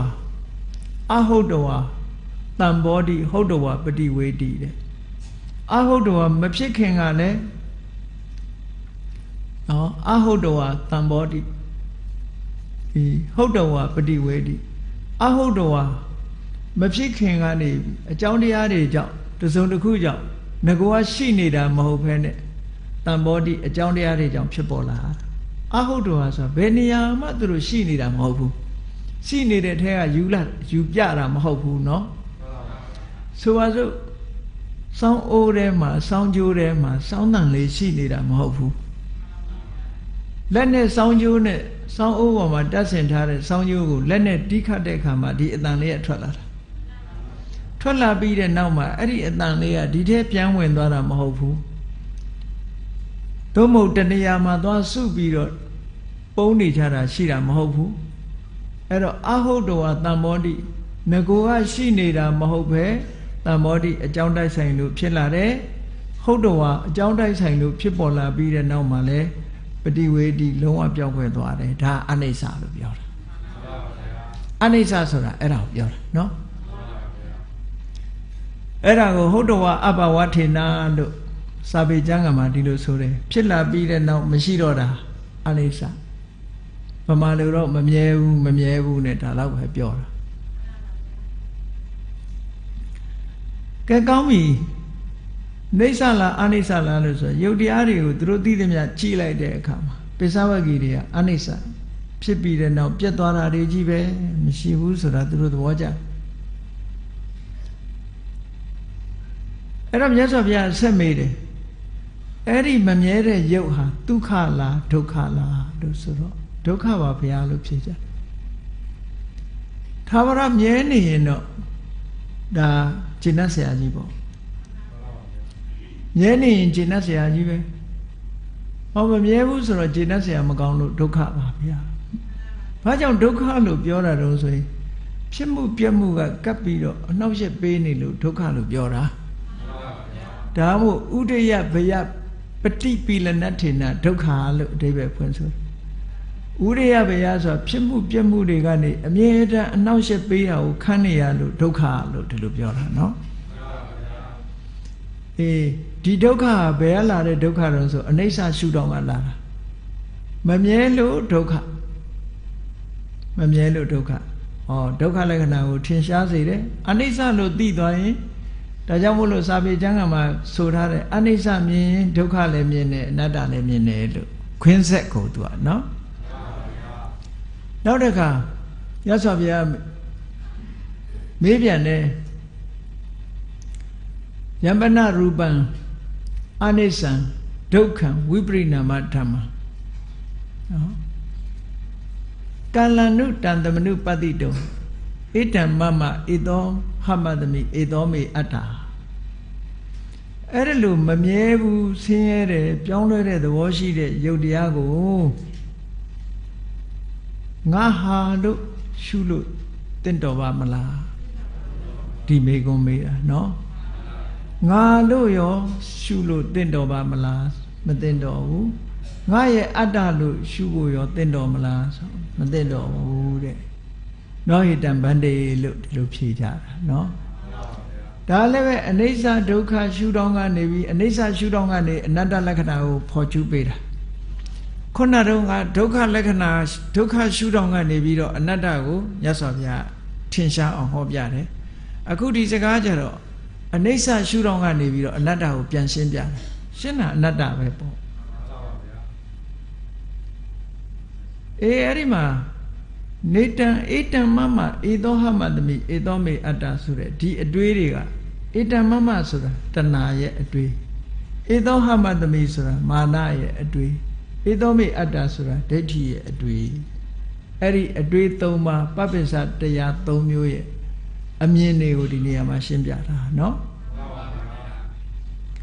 ရုပ်တရားနဲ့ပတ်သက်ပြီးတော့အဲ့ဒါလို့ဟောတယ်လို့ပဲတခါဝေဒနာတင်ညာသင်္ခါရဝိညာဉ်ဆိုတာနဲ့ပတ်သက်ပြီးတော့လေတစ်ခုစီမြတ်စွာဘုရားမေးတယ်မေးလိုက်တဲ့အခါမှာသူတို့သဘောကျထားတဲ့အတိုင်းပိဿဝဂီတွေကဖြေကြတယ်အနိစ္စပါဗျာအနိစ္စဆိုရင်ဒုက္ခလားဒုက္ခလားဒုက္ခပါဗျာအဲ့ဒီမမြဲပြီးတော့ဆင်းရဲတဲ့ပြောင်းလဲတဲ့သဘောရှိတဲ့တရားကိုဒီလိုဆိုရင်ငါဟာငါပဲ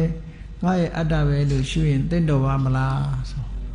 မသိတော့ပါဘုရားလို့ဖြေကြအဲ့ဒီမေးဖြေနေတာကိုသူတို့ရဲ့ဝိပဿနာဉာဏ်ရင့်တန်ဒါအလေးနဲ့ထားစဉ်းစားပြီးတော့မြတ်စွာဘုရားကမေးပြီးတော့နေနေတာစစ်ဆေးနေတာအဲ့ဒီစစ်ဆေးရင်သူတို့ဟာ apply လုပ်နေကြတာပဲဒါဝိပဿနာကျင့်စဉ်တစ်ခုကိုကျင့်နေတာလို့ပဲဒီလိုမှတ်ရအစင်းမြင်တဲ့ဝိပဿနာတစ်ခုကိုရှင်းတဲ့ရှင်းအောင်မြတ်စွာဘုရားအဲ့ဒါလိုခေါ်ဟောပြီးတဲ့အခါကျတော့မြတ်စွာဘုရားပါမေး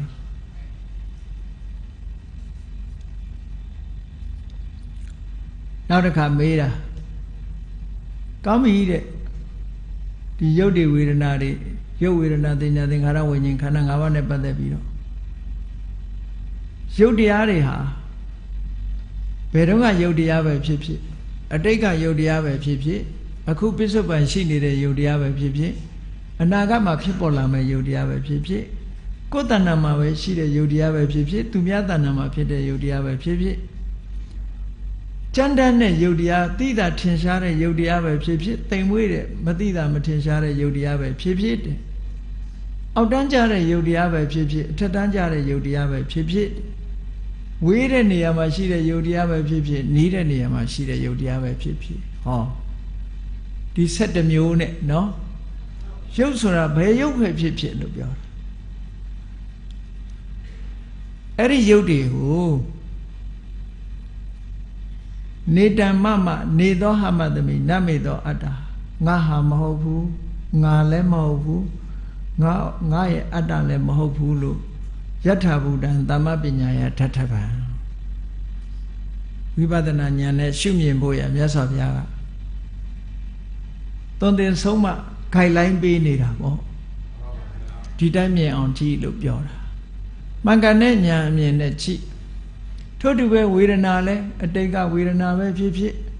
အခုပစ္စုပန်ကိုသိလိုက်တာနဲ့တပြိုင်နက်နီးယူပြီးအတိတ်ကဟာပဲဖြစ်ဖြစ်အနာဂတ်လာမယ့်ဟာပဲဖြစ်ဖြစ်ကိုယ်တဏ္ဍာငါဟာပဲဖြစ်ဖြစ်သူများတဏ္ဍာငါဟာပဲဖြစ်တူတူပဲဒါတွေအကုန်လုံးနော်အဲ့ဒါတွေကိုငါဟာငါရဲ့ငါပဲငါရဲ့အတ္တပဲလို့ဟိုငါဟာမဟုတ်ဘူးငါလည်းမဟုတ်ဘူးငါရဲ့အတ္တလည်းမဟုတ်ဘူးလို့မှန်ကန်တဲ့ဉာဏ်မြင်နဲ့ရှုမြင်သုံးသပ်ကြရမယ်လို့ instruction ပေးနေတာနော်အဲ့ဒီလိုရှင်းရှင်းနဲ့သူတို့ဟာရုပ်အကြောင်းကိုသေချာချာအသေးစိတ်သိပြီးတော့သဘောကျအောင်တရားနာတယ်ဝေဒနာသင်ညာသင်္ခါရဝိညာဉ်တို့ကိုလည်းသဘောကျအောင်အဲ့ဒီလိုတရားနာလိုက်တယ်ကောင်းပြီအဲ့ဒီလို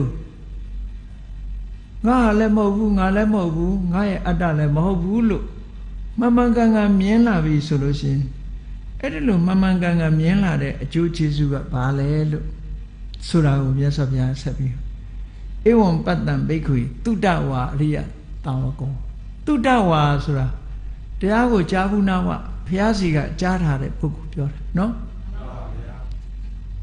ဘယ်တာဝကပဲဖြစ်ဖြစ်မကြားဘူးပဲနဲ့ဘယ်ဟာမှကိုယ်ပိုင်ဉာဏ်နဲ့ထိုးရမသိနိုင်ဘူးရှင်သာရိပုတ္တရာလိုဉာဏ်ကြီးတဲ့ပုဂ္ဂိုလ်တော်မှပဲကိုယ်ပိုင်ဉာဏ်နဲ့ထိုးရသိနိုင်တာမဟုတ်ဘူးဒါကြောင့်မို့လို့တုဒ္ဒဝါရှေးဥစွာနာယူမှတ်သားရမယ်သင်ရမယ်တရားတုဒ္ဒဝါအရိယတာဝကောဇာဘူးနာဝရှိပြီးတော့သင်ယူထားတဲ့ဓမ္မစကြာတော့ကမြတ်စွာဘုရားနော်အနန္တုတုတေတုဓမ္မေတုသူမြတ်ဆရာသင်ထားတာမဟုတ်ဘူးကြားလည်းမကြားဘူးနော်အဲ့ဒါကိုယ်ပိုင်ဉာဏ်နဲ့ထိုးရင်းသိတာကိုပြောတာအခုကျတော့မြတ်စွာဘုရားဟောလို့ကြားဘူးနာဝရှိထားတဲ့ပုဂ္ဂိုလ်ဟာဧဝံပတ္တံတုဒ္ဒဝါရိယတာဝကောဘာဖြစ်တုံးဆိုရူပသမိန်ပိနိဗ္ဗိန္ဒတိရုပ်တရားတွေဖြစ်ပြနေတဲ့သဘောတရားတွေကိုကောင်းကောင်းမြင်လာတဲ့အခါကျတော့ရုပ်တရားပေါ်မှာလည်းပဲညှင်းငွေ့လာတယ်ညှင်းငွေ့တယ်ဆိုတာတာယာမှုရှာမတွေ့တော့ဒါပြောတာညှင်းငွေ့တယ်ဆိုတာမတာယာတော့ဘူးလို့ပြောတာနော်မလိုချင်တော့ဘူးလိုချင်နေလို့ခက်တာဟုတ်အဲ့တော့မလိုချင်တော့ဘူးတွေ့တာမှုတွေတခါတည်းမရှိတော့ဘူးနိဗ္ဗိန္ဒတိနိဝိန္ဒတိဆိုတာဗမာညှင်းငွေ့တယ်လို့ပြန်တယ်သူ့ရဲ့စကားလုံးအဓိပ္ပာယ်နဲ့ရှင်းပြောမယ်ဆိုရင်ဝိဆိုတာဝိန္ဒတိဆိုတာရတယ်နိဝိန္ဒတိဆိုတာမရဘူးဘာမရတာတော့ဆိုကျင့်တတ်မှုမရဘူးတာယာမှုမရဘူးเนาะပျော်ရွှင်မှုမရတော့ဘူးခါတိုင်းကရုပ်ကလေးနဲ့ပျော်နေတာအဲ့ပျော်ရွှင်မှုမရတော့ခါတိုင်းကရုပ်ကလေးကိုကျင့်တတ်တယ်အဲ့ကျင့်တတ်မှုမရတော့ပျော်ရွှင်မှုတွေကျင့်တတ်မှုတွေဒါတွေကိုမရတော့ဘူးတဲ့အဲ့ဒါကိုညှင်းငွေ့တယ်လို့ပြောတာเนาะအဲ့ဒါလို့ညှင်းငွေ့မှအဲ့ဒါလို့မဟုတ်ဘဲနဲ့ညှီးဝေ့တယ်ဆိုတာရှိသေးတယ်ပါဇက်ကတော့ညှီးနေတာဒါပေမဲ့ဝေ့နေတာဒီနာပဲဒီရုပ်ကလေးတွေပဲလှည့်ပြီးဝေ့နေတာအဲ့ဒါကြတော့ညှီးငွေ့တာမဟုတ်ဘူးတဲ့ညှီးပြီးတော့ဝေ့နေတာနော်ညှီးတယ်လေဒုက္ခနဲ့ညှီးပြီးတော့ဒီနာပဲဝေ့လေချောင်မလုံနေအဲ့တော့နိဗ္ဗိန္ဒတိညှီးငွေ့တယ်ဆိုတာตายเสียရှာမတွေ့တာကိုပြောတာနော်จิตတတ်เสียရှာမတွေ့တော့ဘူးကျင့်တတ်เสียမတွေ့တော့ဘူးဆိုရင်ပြစ်လိုက်ချင်တာပေါ့ဒါဟုတ်တာပေါ့အကောင်းမရှိတော့ဘူးဆိုပြစ်တော့မှာပေါ့ဘယ်နေရာမှကျင့်တတ်เสียမရှိဘူးဆိုနိဗ္ဗိန္ဒတိနိဗ္ဗိန္ဒံဝိရစတိမတွေ့တော့ဘူးတဲ့ညီငွေလာသည့်အတွက်ကြောင့်အဲ့ဒီယုတ်တရားပေါ်ဝေဒနာတင်ညာသင်္ခါရဝိညာဉ်ဆိုတဲ့ခန္ဓာတွေပေါ်မှာမတွေ့တာတော့ဘူး အဲ့တော့နိဗ္ဗိနတိညီးငွေ့တယ်ဆိုတာဘာကိုပြောတာတုံးလို့ဆိုတို့ကျုပ်ကအဲ့ဒါဝိပဿနာဉာဏ်အဆင့်မြင့်ဆုံးရောက်သွားတာကိုပြောတာဝိပဿနာဉာဏ်အလုံးကိုရည်ညွှန်းပြီးတော့နိဗ္ဗိနတိသင်္ခါရတွေပေါ်မှာလုံးဝညီးငွေ့သွားပြီတာယာမှုရှာမတွေ့တော့ဘူးသင်္ခါရကင်းသွားတဲ့သင်္ခါရမရှိတဲ့နေရာသင်္ခါရချုပ်ဆုံးတဲ့နေရာသာလင်နှစ်သက်စရာကောင်းတယ်ဆိုတာကိုတွေ့တာပေါ့နော်အဲ့တော့နိဗ္ဗိနံတာယာမှုကိုမတွေ့တဲ့ဟာကြတော့ဝိရိစတိမတွေ့တာတော့ဘူးတတ်မဲ့မှုတွေမရှိတော့ဘူးအဲ့ဒါကမက်စိတ်ပေါ်တာကိုပြောတာနိဗ္ဗိနတိကဝိပဿနာဉာဏ်ယတနာကိုပြောတယ်ဝိရိစတိဆိုတာမက်ဖို့မက်အဆင့်ကိုပြောတာဝိရာဂဝိမု ssati တဲ့တတ်မဲ့မှုတွေကင်းသွားတဲ့အခါကျတော့လွတ်မြောက်သွားတယ်ဖို့စိတ်ဖြစ်တာကိုပြောတာဆိုလိုတာကဝိပဿနာဉာဏ်မဲ့ဉာဏ်ဖို့ဉာဏ်ကိုရသွားတာဒီစကလုံးတစ်လုံးစီနဲ့ပြောသွားတာနိဗ္ဗိနတိဝိပဿနာဉာဏ်ဝိရိစတိမဲ့ဝိမု ssati ဖို့ဒီဟာကိုပြောတာเนาะအချင်းချင်းနဲ့ပြောတာဒီလမ်းကြောင်းတိုင်းပဲဝိရာဂဝိမု ssatiပြီးတဲ့အခါကျတော့မှဖို့စိတ်ဖြစ်ပြီးတဲ့အခါကျဝိမု ddha သမိဝိမု ddha မိတိဉာဏအဟောတိတဲ့ကိုလွတ်တာကိုလွတ်တယ်လို့ပြန်ပြီးတော့သိတဲ့ဉာဏ်ဖြစ်သွားတယ်အဲ့ဒီကြတော့မှငါဟာတကယ် freedom ဖြစ်သွားပြီလို့ဒီလိုပြောတာလောကလူတွေကနော်အလုပ်ကလေးတစ်ခုလုပ်နေရနေပြီးတော့အဲ့ဒီအလုပ်တွေပြီးသွားရင်တော့ freedom လို့ပြောကြတယ်ဘယ်အောင်မှာတော့ကြိုးတန်းလန်းနဲ့ပဲလွတ်လပ်သွားပြီသားတွေသမီးတွေလည်းပြောကြတယ်လေဒီသားကလည်းဆောင်းဝဲတွေပြီးသွားလို့ယာရုတွေရပြီသူကသူနေကြပြီသမီးကလည်းတူတူပဲအကုန်လုံးလွတ်လပ်သွားပြီလို့ထင်တယ်ဘယ်ဟုတ်မလို့တော့ကြတော့မြီးကရောက်လာပြန်မလွတ်လပ်ဘူးဆိုတာထင်ရှားတယ်ပေါ့နော်စိတ်ရဲ့လွတ်လပ်မှုကိလေသာတွေအညစ်အကြေးတွေကကိုယ်တဏ္ဍာမှာရှိနေသေးတယ်မြန်ဘယ်တော့မှလွတ်လပ်တယ်လို့ပြောလို့မရဘူးဝိမု ddha ဆိုရယ်လွတ်လပ်မှုစိတ်ထဲကအတွေ့အတာတွေအလုံးလွတ်သွားတာမှလွတ်တယ်လို့ခေါ်တာပြင်ပကအလုတ်ကိစ္စတွေပြီးသွားလို့လွတ်လပ်တာကိုပြောတာမဟုတ်ဘူးဧကောင်းပြီဝိမု ddha သမိဝိမု ddha မိတိဉာဏဟောတိဆိုတဲ့ပစ္စဝကနာဉာဏ်ဖြစ်တယ်အဲ့လိုဖြစ်ပြီးတဲ့အခါကျတော့ဘာတွေကိုထပ်ပြီးသိလာတော့ဆိုခိနာဇာတိနောက်ဘဝငါမွေးเสียမရှိတော့ငါရဲ့ဇာတိတရားကုံသွားပြီဝိသိတံဗြဟ္မစရိယ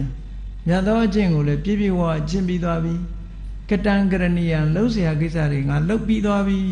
ဟောအဲ့ကြတော့မှအလုတ်ကပြီးတာပုရုဇဉ်တွေဟာဘယ်တော့မှအလုတ်မပြီးဘူးလို့ဆိုလို့တယ်သောတာပန်တွေလည်းအလုတ်မပြီးသေးဘူးတဂရကံလည်းအလုတ်မပြီးဘူးအနာကံလည်းအလုတ်မပြီးသေးဘူးယဟန္တာကြတော့မှအလုတ်ပြီးတာဒါကြောင့်မို့လို့ယဟန္တာကြတော့ဗာပြောတော့ဆိုကာလောခတတိဘူတာနိဆိုတဲ့ဂါထာလေးမှာနော်ကာလောခတတိဘူတာနိအချိန်ကဘသူတွေကိုစားနေတုံးဆိုတတ္တဝါတွေကိုစားနေအချိန်ကတတ္တဝါတွေကိုစားပြစ်နေတယ်ကာလောခတတိဘူတာနိတပ္ပနေဝသဟတနာတတ္တဝါတွေကိုစားရင်သူ့ကိုယ်သူလည်းစားသွားအချိန်ကကုန်သွားတာဟုတ်ယဟန္တာကြတော့ယောစကာလကတောပုတောယဟန္တာကြတော့အချိန်ကိုစားပြစ်လိုက်တယ်သူ့မှာအချိန်တွေပိုသွားပြီလူတွေကြတော့အချိန်ပိုတယ်လို့မရှိဘူးဘာလို့လုံးเสียတန်းလန်းနေဒါပေမဲ့လူတွေကထင်တယ်ငါမှအချိန်တွေကိုပိုးနေပြီဘာမှလုံးเสียမရှိတော့ဘူးလုံးเสียတွေငါအားနေတယ်လွတ်လပ်နေတယ်လို့ဒီလိုထင်တာမဟုတ်ဘူးယဟန္တာပုဂ္ဂိုလ်ကမှအချိန်ပိုတာကြံတဲ့ပုဂ္ဂိုလ်တွေကလုံးเสียတန်းလန်းနေပဲမလုံးခဲနေတာပဲဖြစ်တယ်နော်ပြင်းတဲ့လူဆိုအချိန်တွေပိုးနာပဲအမြဲတမ်းအချိန်တွေပိုးနာအဲ့တော့ယန္နာပုဂ္ဂိုလ်ကြတော့မှအချိန်ဆိုတာကိုအနိုင်ယူလိုက်တာပဲယန္နာပုဂ္ဂိုလ်ကြတော့အချိန်ကိုအနိုင်ယူလိုက်ပြီသူ့မှာလှုပ်ရှားတွေကအကုန်ပြီးသွားပြီဘာမှလှုပ်ရှားမရှိတော့ဘူးလို့ဒီလိုသိမြင်လာတယ်လို့မြတ်စွာဘုရားကအနတ္တလက္ခဏာသုတ်ကိုဝိပဿနာကျင့်စဉ်တစ်ခုအနေနဲ့ဒီလိုရှင်းလင်းပြလိုက်တဲ့အခါကျတော့ဣမတမိန်စပနဝေယကရဏတမိန်ပညာမာနီဟောလိုက်တဲ့အခါကျတော့ပိစဝဂီယဟန်ရဲ့စိတ်ဟာတဏှာဒိဋ္ဌိစတဲ့တဏှာအစွဲအလန်းနေသူတို့တဏှာမှာ ဒိဋ္ဌိကတော့ကျွတ်ခဲ့ပြီးသားပေါ့နော်အစွဲလန်းနေလုံးဝကင်းပြီးတော့အာသောတရားတွေကလုံးဝစိတ်ကိုလာပြီးတော့လွှမ်းမိုးမထားနိုင်တော့ဘဲနဲ့အာသောတရားတွေကလုံးဝလွတ်ပြီးတော့စိတ်ဟာလုံးဝစင်ကြယ်တဲ့အဆင့်ကိုရောက်သွားတယ်လွတ်မြောက်သွားတယ်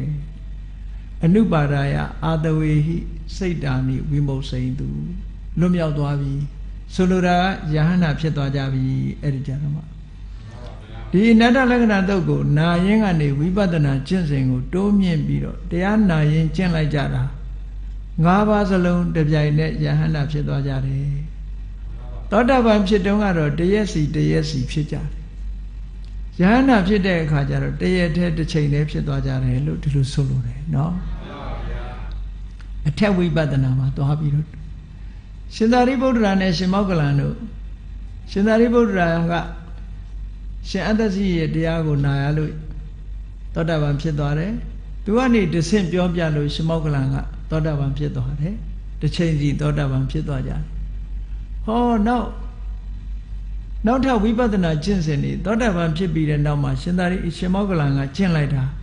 9ရက်နဲ့တည်းပဲသူကယဟန္တာဖြစ်သွားတယ်ရှင်သာရိပုတ္တရာကျတော့15ရက်ကြာနေတယ်ဘာဖြစ်လို့သူကအသေးစိတ်လိုက်နေလို့အဲ့ဒါလို့အနုပရဓမ္မဝိပဿနာရှင်သာရိပုတ္တရာရဲ့ဝိပဿနာကအသေးစိတ်ဉာဏ်ကြီးတော့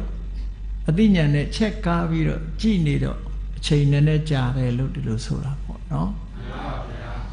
ဟောယန္နာတော့သူတစ်ချိန်စီဖြစ်ကြတယ်အဲ့ဒါတို့ပဲပိဿဝဂီ၅ပါးကြတော့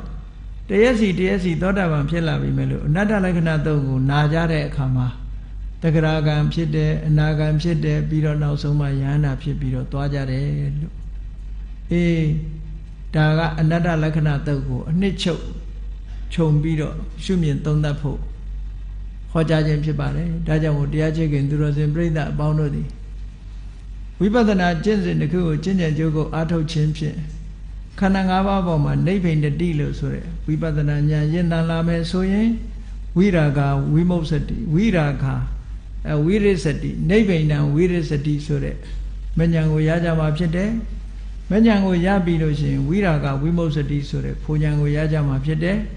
အဲ့ဒီဖူဉဏ်ရတဲ့အခါကျတော့လွတ်လပ်တယ်ဆိုတာလွတ်လပ်တယ်လို့ကိုယ့်ဘာကိုသိလာလိမ့်မယ်အဲ့ဒါလို့သိလာပြီးတဲ့အခါကျတော့ဘ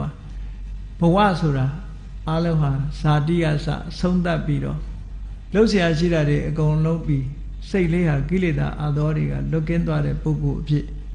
ရယူနိုင်ကြရအောင်အားလုံးဘုရားမြတ်စွာဟောကြားတော်မူခဲ့တဲ့တရားဓမ္မအတိုင်းကျင့်ကြံကြိုးကုပ်အားထုတ်တော်မူနိုင်ကြပါစေကုန်သတည်း